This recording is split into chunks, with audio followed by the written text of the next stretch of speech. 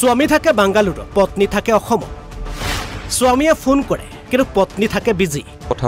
পাতাৰ পাছত মই কিছু সময় কথা পাছত ৰাখো ফোনটা ৰাখাৰ পাছত আৰু মই এবাৰ কিছু সময়ৰ পাছত ফোন কৰোঁ সেইবাৰ পাওঁ ৱেইটিং ব্যস্ত বিজি স্বামীয়ে কয় তুমি মোক ইমান কষ্ট দিলে মই কেনেকৈ থাকিম নাই মই ইনকে থাকিব নাপানে তুমি মোক কষ্ট দি থাকিলে মই কিনকে থাকিম হা তুমি যে বেলেগৰ লগত কথা পাতি থাকিছ তাহলে মই কিনকে থাকিম এখন ঘৰত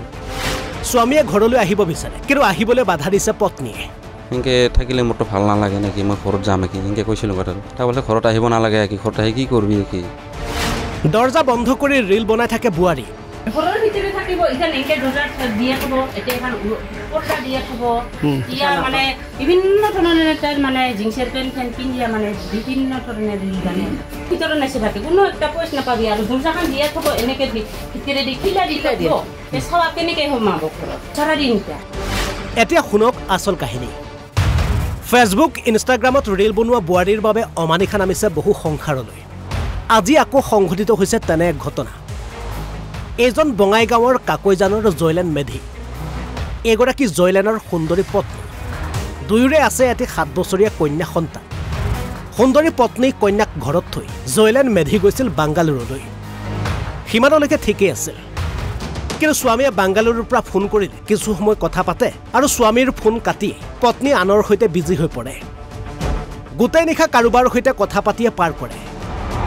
তাকেলৈ ঘৰখনলৈ আহিছে অশান্তি বাংগালুৰুৰ পৰা ঘৰলৈ গুচি আহিল স্বামী কিন্তু আচৰিতভাৱে বিগত 7 জানুৱাৰী স্বামী সন্তানক এৰি ঘৰৰ পৰা ওলাই যায় পত্নী যি গ'লেই আৰু আজিও ঘূৰি নাহিল মাতৃক নাপাই হাহাকাৰ কৰিছে 7 বছৰীয়া কন্যাই সলনি হৈ গৈছে ঘৰখনৰ পৰিৱেশ ৰাতিও মই ডাকাং বাতাস পানী আহিলে পানী বাতাস আহে মাকতেতো নাযায় মোৰোতো নাযায় মই কিমান তাক আদৰ কৰছোঁ মই মোৰ আজি অন্তৰ ভাঙিয়া যায় মই কান্দং আজি তাই কিয় মোক চাৰি যাব মোৰ নাতিও আজি কি দুচা হ'ল আজি কি দুচা হ'ল মোৰ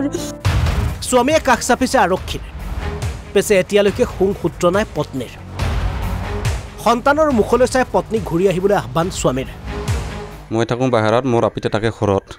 তাৰ পৰা মই ফোন কৰোঁ মোৰ আপিতাক ফোন যি কৰোঁ তাৰপিছত মই কথা পতাৰ পাছত মই কিছু সময় কথা পাছত ৰাখোঁ ফোনটা ৰাখাৰ পাছত আৰু মই এবাৰ কিছু সময়ৰ পাছত ফোন কৰোঁ সেইবাৰ পাওঁ ৱেইটিং ব্যস্ত বিজি এই ৰাতি চাৰা ৰাতি ফোন কৰি থাকে কাক ফোন কৰে মই এটা নাজানো এনেকৈ একদিন নহয় দুদিনৰ পৰাই বিজি পাই থাকোঁ থকাৰ স্বত্বৰ মনটো ভাল নালাগে মই বাহিৰত থাকোঁ কাম কৰোঁ তোমাৰ কাৰণে ইমান কষ্ট কৰিব আহিছোঁ এনেকৈ থাকিলে মোৰটো ভাল নালাগে নেকি মই ঘৰত যাম কি এনেকৈ কৈছিলোঁ কথাটো তাৰ বলে ঘৰত আহিব নালাগে কি ঘৰত আহি কি কৰবি কি এনেকৈ কৈছিল তাই মোক নাই মই ইনকে থাকিব নাপানে তুমি মোক কষ্ট দি থাকিলে মই কিনকে থাকিম হা তুমি যে বেলেগৰ লগত কথা পাতি থাকিছ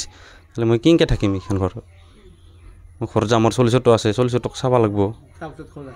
ঘৰত আহিলোঁ ঘৰত অহাৰ পাছত আৰু তথাপিও মনখন নামানে কিবা আছে ঘৰখনত তাৰপিছত তাৰ মোবাইলটা চেক কৰিলোঁ কিছুমান তথ্য পালোঁ কল ৰেকৰ্ড পালোঁ ফোন নাম্বাৰো পালোঁ ফোনো কৰিলোঁ এনেকুৱা বহুত কাজিয়া হোৱাৰ পাছত সেইদিনাখন তাই সন্ধিয়া ওলাই গ'ল ঘৰৰ পৰা কেইদিন হ'ল আজি 8 দিনে হ'ল 9 দিনত পৰিলে থানাত জনাইছোঁ নাই একো খবৰ পোৱা নাই ক'ত আছে কি কৰি আছে কোনো তথ্য পোৱা নাই আৰু এই ভিডিঅ' বনাই আৰু মই একো নকওঁ দে কৰি থাক